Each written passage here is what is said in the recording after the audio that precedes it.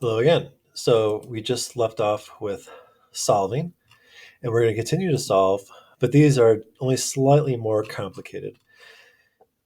Starting with number 6, um, we don't know this logarithm, so I'm sorry, we don't know this exponent, so we could take the log of both sides, or we could convert it to logs, but we're going to handle this in a different way because we can recognize that 125 and 3,125 are both powers of 5.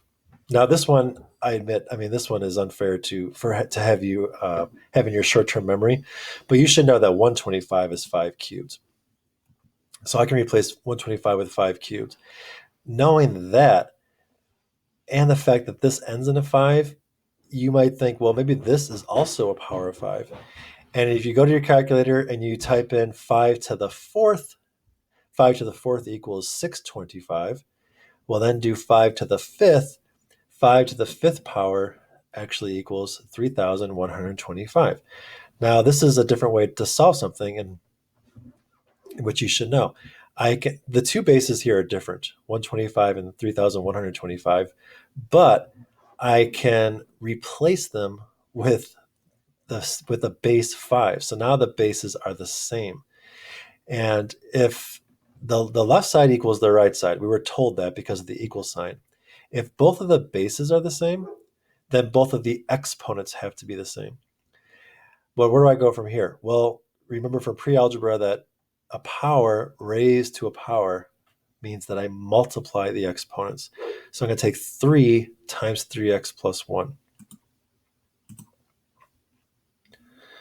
Hold on one second. Oh, come on.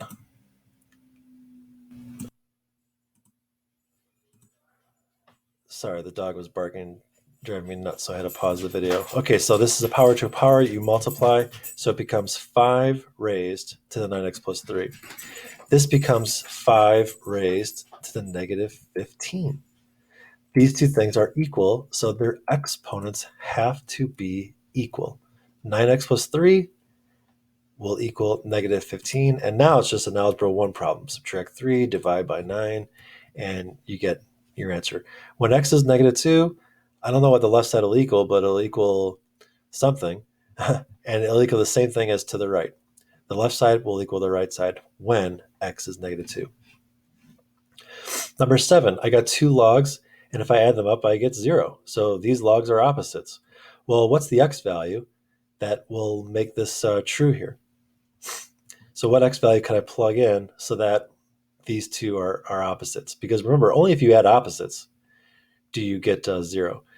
So how do I proceed? Well, we have to recognize that we're adding 2 logs, and when we do that, we can rewrite it as 1 log, but just a power times the power. And x plus 3 times x plus 3 is x squared plus 6x plus 9. This x squared plus 6x plus 9 belongs to the logarithm. This whole logarithm, 1 logarithm, equals 0.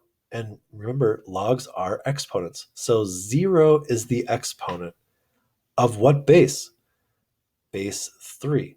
So 3 to the 0 equals this, x squared plus 6x plus 9. 3 to the 0 is 1, so 1 equals x squared plus 6x plus 9. I can subtract 1, and now I've got a quadratic that equals 0. Quadratic formula will always work. This one happens to be factorable, x plus 4 times x plus 2, which means the two answers are negative 4 and negative 2. Doing the quadratic formula at this point right here would still give you negative 4 and negative 2. So that means there are two answers, right? If you plug in negative 4 into x or negative 2 into x, you'll get the correct answer. Not so fast, because if you plug in negative 4, you're in big trouble. Negative 4 plus 3 is negative 1, and you can't take the log of a negative number. It bears repeating because it's so fundamental. Whatever log you choose to take, it has to receive a positive. It must receive a positive. So since when x is negative 4, this becomes log base 3 of negative 1, I have to reject negative 4, and my only answer is negative 2. x equals -2.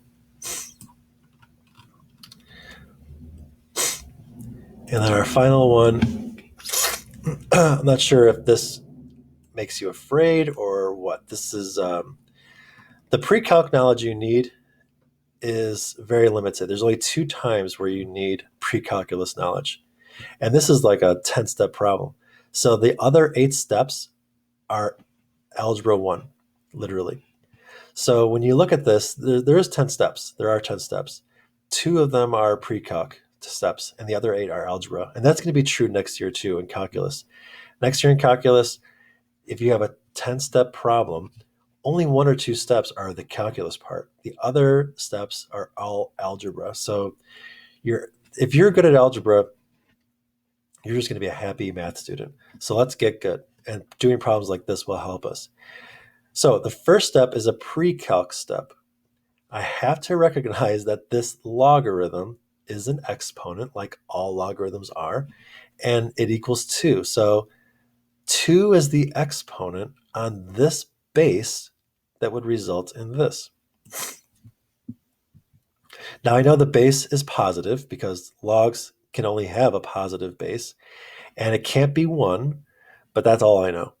3x squared minus 18 has to be positive also because logs can only receive positives.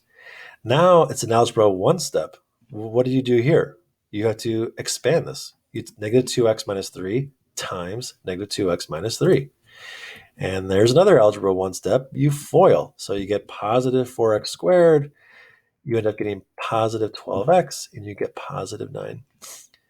And another algebra 1 step, you have a quadratic, so you set it equal to 0. And you either do quadratic formula or you solve, or you factor. This one's factorable. X plus 9 times x plus 3. So our 2 answers are -9 and -3. That's all algebra 1. Now back to pre-calc. Are both of these solutions to the original? Let's think it through. If I plug in -3 into x, what's my base going to be? My base is going to be, well, this will, -2 times -3 will make it +6, and 6 minus 3 is 3. Okay, so the base is good. The base would be +3. But this would be, if x is -3, this becomes 9, right? And 3 times 9 is 27. And 27 minus 18 is a positive number. So -3 works for this. What about -9? -9, the base would become +18 minus 3, so the base would become 15. Here, -9 squared is +81. I don't know what 3 times 81 is, but I know that after you subtract 18, it's still positive. So both of these answers are good. Both of these answers. But you do have to check.